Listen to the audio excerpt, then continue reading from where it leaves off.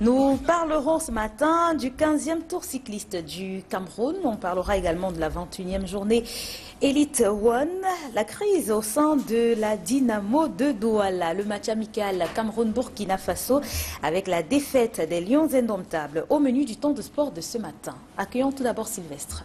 Bienvenue monsieur. Merci madame, bonjour à toutes et à tous. Merci de nous regarder à la maison, au bureau ou alors ailleurs. Très bon début de semaine à vous Gladys. Merci.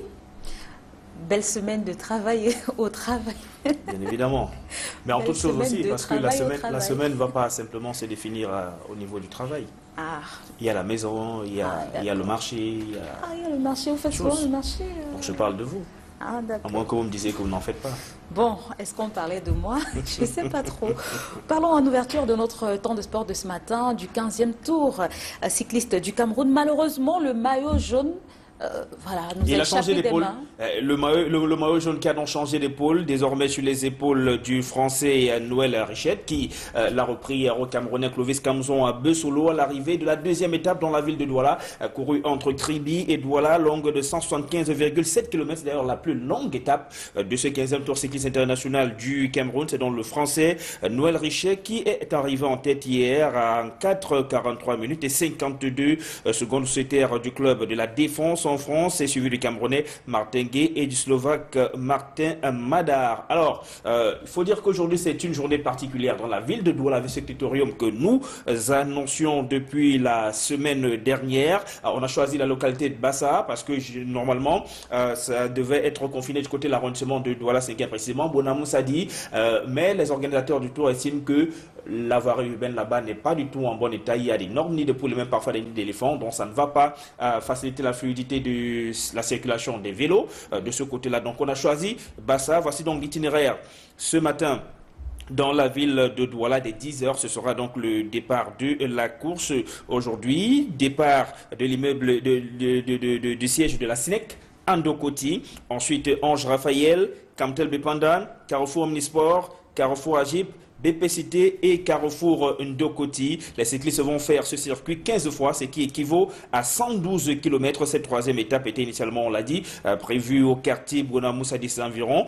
Mais finalement, à cause de le mauvais état de la voirie urbaine de ce côté-là, il a été délocalisé du côté de Ndokoti. Donc pour ceux qui sont de ce côté-là, sortez plus tôt ou alors prenez un autre chemin pour partir de la zone de Bassa ce matin parce que dans quelques heures, à partir de 8h déjà, on va bloquer tout pour permettre donc que les choses se mettent en place et que les coureurs puissent effectivement effectuer ce critérium sans incident. Je rappelle l'itinéraire: départ Sinek Ndokoti, Ange Raphaël, Kamtel Bepandan, Carrefour Omnisport, Carrefour Agip, BP Cité et Carrefour Ndokoti, dont la course devrait être terminée autour de 14h. Donc de 10h à 14h, on a environ 4 voire un peu plus 4 heures d'embouteillage dans cette zone-là, parce que ce qui est sûr, vu que les principaux axes de cette zone-là seront bouclés, donc il y aura forcément des embouteillages. On sait également qu'il y a une circulation plutôt dense de ce côté avec Ndokoti. Vous imaginez Ndokoti bloqué un lundi, même quand ce n'est pas bloqué, c'est difficile. Vous imaginez un jour pareil, un lundi, Ndokoti bloqué. Bonjour les embouteillages, en tout cas beaucoup de courage à tous les automobilistes, les motocyclistes et même les piétons. Ce n'est pas du tout également facile souvent pour cela. Parfois on est obligé de faire des kilomètres à pied, on est obligé parfois de laisser son véhicule faire des kilomètres pour arriver donc à destination. Donc prenez les précautions pour ne pas peut-être arriver en retard au boulot ou alors manquer un événement important. On parle maintenant de championnat d'Afrique centrale d'athlétisme. Le Cameroun termine en tête. C'était les premiers championnats d'Afrique centrale d'athlétisme organisés à Kinshasa en République démocratique du Congo. La délégation camerounaise qui rentre au Bercail ce lundi via l'aéroport international de Douala a donc remporté haut la main cette compétition, notamment au tableau des médailles. Ce sont les forces armées et police FAP qui représentaient le Cameroun à cette compétition, qui termine donc en tête des médailles avec 27 médailles au total, dont 11 médailles en or, 10 en argent, ici médailles en bronze. Ces premiers championnats d'Afrique centrale, on l'a dit. Ils se sont tenus donc à Kinshasa en République démocratique du Congo avec une brillante participation des athlètes camerounais qui étaient essentiellement dans l'équipe des forces armées et police. Donc rendez-vous pour la prochaine édition. Le comité d'organisation annoncera où cette prochaine édition va se tenir, bien évidemment. Championnat national Elite One, le point sur le point de la 21e journée. La 21e journée, 7 matchs sur 9 se sont disputés hier. Il en reste 2 pour boucler cette 21e journée du championnat Elite One. On va voir les résultats. Ceux qui ont été enregistrés hier, vous allez voir par exemple que l'Union sportive Douala, ça y est, après 3 défaites d'affilée, a renoué avec la victoire. Union a lourdement battu le Dragon de Yaoundé par 3-0. Belle journée donc pour les Nassara Kamakai après le départ de NS Abo qui a donné sa démission la semaine dernière et qu'il indiquait qu'il espère que ce départ va un peu permettre de donner un nouvel élan à ce club-là. Et il n'a pas fait faux pour l'instant. L'Union sportive Douala a renoué avec la victoire en s'imposant 3-0 sur le Dragon de Yaoundé. Fin de série pour l'Aigle Royal de la Méno. Après 3 victoires d'affilée, El Pacha est tombé hier à domicile, battu 0 but contre 1 par Stade Renard de Mélan. Coton Sport de Garoua est resté fidèle à ses belles performances du moment depuis la phase allée de ce championnat Elite One. Coton s'est imposé hier à Yaoundé, un but contre 0 devant AS Fortuna de Yaoundé. Football Club Baham ne gagne plus et a d'ailleurs perdu sa 3e place au profit de Young Sport Academy de Bamenda. Foufou a été battu comme vous le voyez. La victoire de Young Sport Academy de Bamenda propulse le club à la 3e place au classement. Premier Coton Sport de Garoua 44 points. On va d'ailleurs voir ce classement, on va découvrir ce classement tout de suite avec Coton Sport de Garoua qui reste leader avec 44 points, suivi de UMS de Loum qui a 36 points. Et Young Sport Academy de Bamenda qui est désormais 3e avec 35 points contre 32 points pour Foufou de Baham. Foufou qui est relégué à la 4e place au classement. Bonne nouvelle pour l'Union sportive Douala qui gagne des points au classement et est actuellement donc 6e. Et c'est provisoire hein, parce que à l'issue des 2 rencontres qui se disputent cet après-midi, les choses pourraient encore basculer. New Star de Douala également qui est parmi les 10 premiers, tout comme Bambotos de Bouddha, comme quoi ça fait bien de gagner ces matchs provisoirement en attendant la fin de cette 21e journée. Regardons le bas du tableau, comment est-ce que ce bas du tableau se présente. Yafoot qui est 16e avec 19 points et un match à moins. Yafoot joue son match cet après-midi, son match de la 21e journée. L'Aigle Royal de la Ménois, avant-dernier au classement. Et Colombe du Sud qui est 17e mais qui doit jouer son match de la 20e journée. Vous voyez donc en cas de victoire, Colombe du Sud ne sera plus dernier au classement. Colombe va redevenir avant-dernier et c'est l'Aigle Royal de la Ménois qui va davantage s'enfoncer, l'antenne rouge de ce championnat Elite One.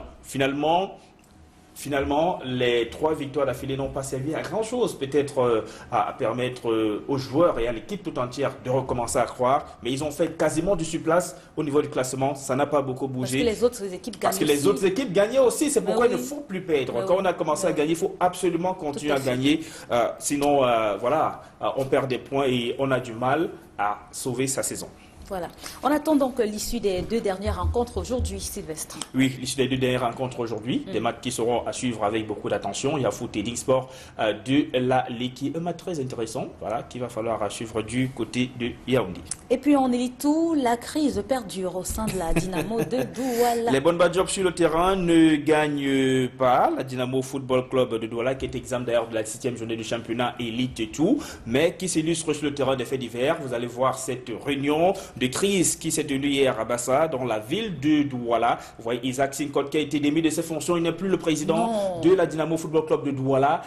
Et c'est une réunion, vous voyez, de vives tensions, des bagarres carrément entre des différents partisans, ceux d'Isaac Sinkot et ceux des membres du comité des sages présidé par Hervé Emmanuel Com, Balok John, Joseph-Antoine Bell et tous les autres là. Donc il y a eu pratiquement vous avez vu ces échauffourées, vous apercevez par exemple Joseph-Antoine Bell qui n'en revient pas. Il ne sait pas ce qui arrive à cette équipe mythique du peuple Bassa Batipo. Iwanda. Pratiquement. si vous voulez. Et on comprend donc pourquoi le sous-préfet de l'arrondissement de Douala 3e a interdit le congrès qui devait se tenir samedi. Il avait évoqué comme motif justement risque de trouble à l'ordre public et il n'a pas eu tort puisque hier, même s'ils ont fait ce tour de passe-passe, en tenant en lieu de place d'un congrès, cette réunion de crise, vous avez vu qu'il y a eu encore des échauffourées. Vous imaginez un congrès, c'est quelque chose de plus important, qui mobilise plus de monde, donc ça allait être peut-être pire que ça. Vous avez même vu qu'il a fallu l'intervention de la police pour essayer de calmer tout le monde. Isaac Sinkot qui n'entend pas se laisser faire. Qu'est-ce qui fait problème? Ce qui fait problème, c'est qu'on n'arrive pas à s'entendre. Isaac Sinkot dit qu'il faut que les choses se déroulent de manière statutaire, comme le prévoient les statuts de la Dynamo Football Club de Douala, même s'il doit être débarqué, que ça se fasse en pleine assemblée générale au cours d'une élection, pas que parce que certains, selon lui, je le cite bien évidemment, qui sont mécontents de ce qu'il ne veut pas que des personnes puissent se servir de ce que la Ligue de football professionnel du Cameroun alloue comme subvention aux différents clubs, et donc à la Dynamo Douala, ceux qui ne sont pas contents de ce qu'ils s'opposent à cela, veulent l'évincer. Il dit qu'il n'y a pas de problème et que cela se fasse dans une assemblée générale ordinaire, régulière, comme prévu par les tests de la Dynamo Football Club de Douala. Mais alors finalement hier, cette réunion de crise, Balok John qui la présidait au nom du comité des sages de la Dynamo Football Club de Douala, affirme que ce n'est pas trop la faute du comité des sages, mais c'est à cause de ceux qui avait été élu. Donc il y avait d'un côté Mateki, il y avait de l'autre côté Isaac Sinkot qui n'arrivait pas à s'entendre, mais la Ligue professionnelle du Cameroun qui avait convoqué tout ce beau monde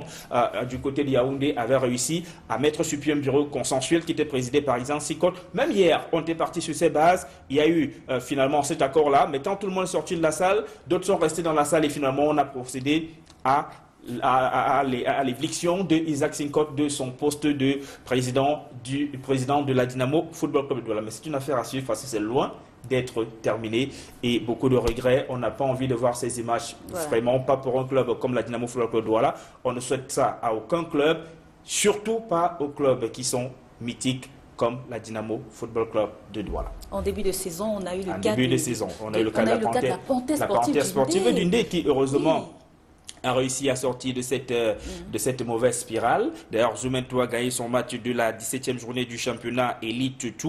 La Panthère sportive qui est en déplacement à Bamenda s'est imposée 1-0 sur National Polytechnique de Bambouis. D'accord. En tout cas, on espère que la paix va revenir au sein de la grande famille de la Dynamo de Douala.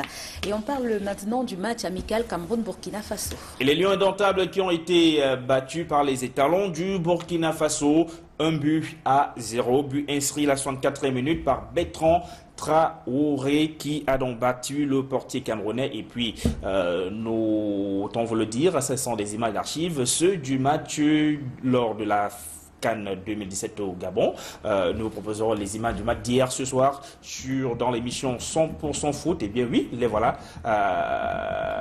Non, ce ne sont pas ces images-là, mais nous reviendrons sur ces images-là ce soir, oui. Bien évidemment, ce soir. Et Clinton Dié, le pénalty qui va manquer, justement. Merci à Emos Fongo, voilà, justement, qui allait nous chercher les images de ce match amical entre le Cameroun et le Burkina Faso. Et Clinton Dié qui va manquer ce pénalty.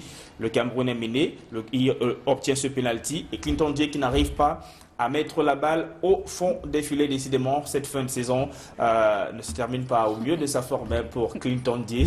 On n'a pas envie de revenir sur son loupé, on va le dire comme ça, son loupé lors de la finale de l'Europa League. Contre l'Atlético de Madrid, Clinton Dié et le Cameroun qui est donc battu 0-1. Maintenant, on attend. Le nouvel entraîneur va arriver. Il va prendre ses décisions, il va décider de garder qui décidera de garder. Mais revenons peut-être aussi sur ces éléments quand même qui ont entouré cette rencontre, des défections, notamment celle de l'un des gardiens de but, le doyen d'ailleurs des trois gardiens de but qui étaient convoqués, Idriss Carlos Kameni, qui ne s'est pas présenté au regroupement, mais qui a joué un match du 2-0 vendredi à Yaoundé. Le 2-0, bon, vous savez de quoi je parle. Ce match qui n'est pas un match de professionnel. Mais c'est à la faveur d'un événement qu'il a l'habitude d'organiser. Oui, mais il est censé être en stage avec les Lions indomptables du Cameroun. Il n'a pas eu de permission pour se retrouver à Yaoundé. Vous ne pouvez pas manquer un stage en sélection pour venir jouer au quartier. Ça n'a pas de sens. Les vieux démons qui refont sur Donc certainement dans les prochains jours, on aura plus d'informations sur cette situation-là et les décisions qui vont certainement être prises sur le cas. Idriss Carlos Kameni, Vincent Boubacar également, mais lui il est blessé. Il était hier à Yaoundé. Il était donc hier à Yaoundé, Vincent Boubacar, et il a assisté au match que disputait Coton Sport de Garoua et à Fortuna Yaoundé. Vous savez que Coton Sport de Garoua, c'est son ancien club.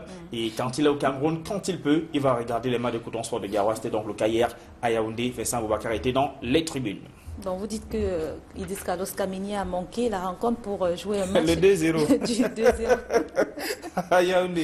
Bon, il y a certainement une explication valable, on l'espère. Hein, de toutes les façons, rassurez-vous, dans l'équipe qui gère les Lions Indomptables du Cameroun, on n'a pas de justif valable de la part d'Idriss Carlos Kameni. On estime que rien n'explique son attitude. Certainement, peut-être lui, il donnera ses motivations très prochainement. Il en a l'habitude, Idriss Carlos Kameni aussi. D'accord. Voilà, on vous donne rendez-vous ce soir, mesdames et messieurs, pour 100% foot. À partir de 20h45, nos invités, les résumés des différents matchs qui sont disputés hier dans le cadre de la 21e journée de ce championnat Elite One. Nous reviendrons également sur la situation de crise à la Dynamo Football Club de Douala, décryptage du match des Lions Indomptables du Cameroun, battu hier par le Burkina Faso. Et on parlera aussi de la Coupe du Monde qui se prépare et qui arrive à grands pas. Ce n'est qu'une affaire de semaines maintenant. Tout à fait. Le 14 juin, précisément. 14 juin, voilà, précisément. Russie, Arabie Saoudite. Mais vous n'avez pas parlé de la belle victoire du Real ce week-end. La belle victoire du Real de Madrid de ce week-end, oui, si vous voulez. Bon, on a prévu en parler, mais vous savez, j'ai voulu vous titiller un peu. Hein. Ouais. Il fallait que vous me le rappeliez. Votre Cristiano Ronaldo, même s'il n'a pas marqué. Il n'a pas été excellent, même non. Il faut dire les choses telles qu'elles sont. Répéter un peu Magladis. Ça n'enlève rien. Cristiano Ronaldo n'a pas été excellent lors de ce match, malheureusement. Et on a des nouvelles ce matin de Mohamed Salah, l'Égyptien, qui est sorti après 25 minutes de jeu, cloué au sol par Sergio Ramos, qui paie les frais de son geste sur la toile en ce moment. Il est caricaturé carrément, le défenseur central du Real de Madrid et de l'Espagne, qui ira donc en Coupe du Monde. Bonne nouvelle pour Mohamed Salah, oui, malgré cette blessure, il ira bel et bien en Coupe du Monde avec les pharaons d'Égypte. D'accord. Merci monsieur. Merci madame. Maintenant, on va vous laisser aller préparer certainement votre programme parce que vous allez intervenir à la radio également dans le cadre du Tout Foot. D'accord, bien évidemment. Mais je serais très ravi si vous me donniez le cube, le persil, le céleri, les oignons, les courgettes. Vous avez dit que je dois préparer, donc il faut me donner les éléments pour. Vous allez préparer vos notes. D'accord. Merci Gladys, bonne journée. Merci à vous. J'aime bien vous voir avec les couleurs de l'espoir. La couleur jaune, c'est la couleur de l'espoir. Ça trace les lueurs d'une bonne journée. Et d'une belle semaine par la même occasion. Nous vous retrouvons dans un très court instant pour la suite.